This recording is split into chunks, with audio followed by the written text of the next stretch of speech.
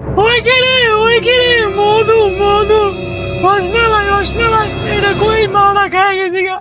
Rohingya TikToker আর বুয়া সাংবাদিক better ব্যবসাটারে গু মানে কোটা মেরা দিয়া গেছে। ভোরে 50,000 টাকা দিয়ে পাকিস্তানি ড্রেস কিনে দিছি, 20,000 টাকা দিছি মেকআপের, আর দুধ দিছে গরু কিনা খামু, একটা বিড়িও নাই।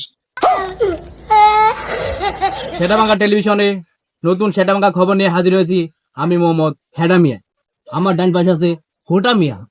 আরে আমি তো ডান পাশে বসে নেই, আমি তো বাম পাশে। আরে তুই এত কথা বলছ তুই তো বোবা। হ্যাঁ আমি তো বাবা।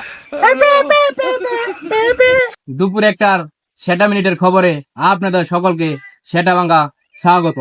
তরমুজ তরমুজ এক রসালু ফল, এরা লাল হইলেই বালা, লাল না হইলে পাবলিকের মনে জ্বালা। ওই কিরে কিরে কয়া এক তরমুজ ব্যবসায়ী হয়ে গেছে ভাইরাল। আরে ওটা ভাইরাস না, ওটা ভাইরাল। তোরা কইতে কইছে রে ভাইরাল সেই তরমুজ ব্যবসায়ী 12টা বাজা দিল কিছু সাবরি সাংবাদিক ও টিকটকার। এই বেটা এখন কল থাপড়ায় মরতাছে। আমাদের হাতে কোনো ব্যক্তিগত রিপোর্টার নাই, আপনারা নিজ দায়িত্বে দেখে আছেন। হ্যালো দর্শক, আমি চলে আসিছি সেই ভাইরাল কাকুর কাছে। সেই কাকু মধু মধু পেয়ে ভাইরাল হয়েছে, সেই কাকুর কাছে এখন যাবো। দাদা আপনার এই অবস্থা কিভাবে হলো?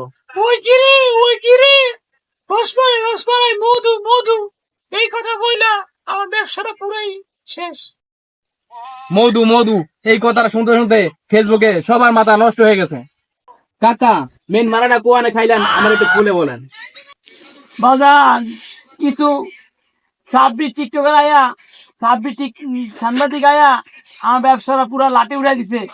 1.5 লাখ টাকা মাল উড়াইয়া বাজারে উড়েছিলাম, আমার বাজারে বেচতে পারিনি দেখে আমার বাজার থেকে বাড়ি করে লাইট দিয়া।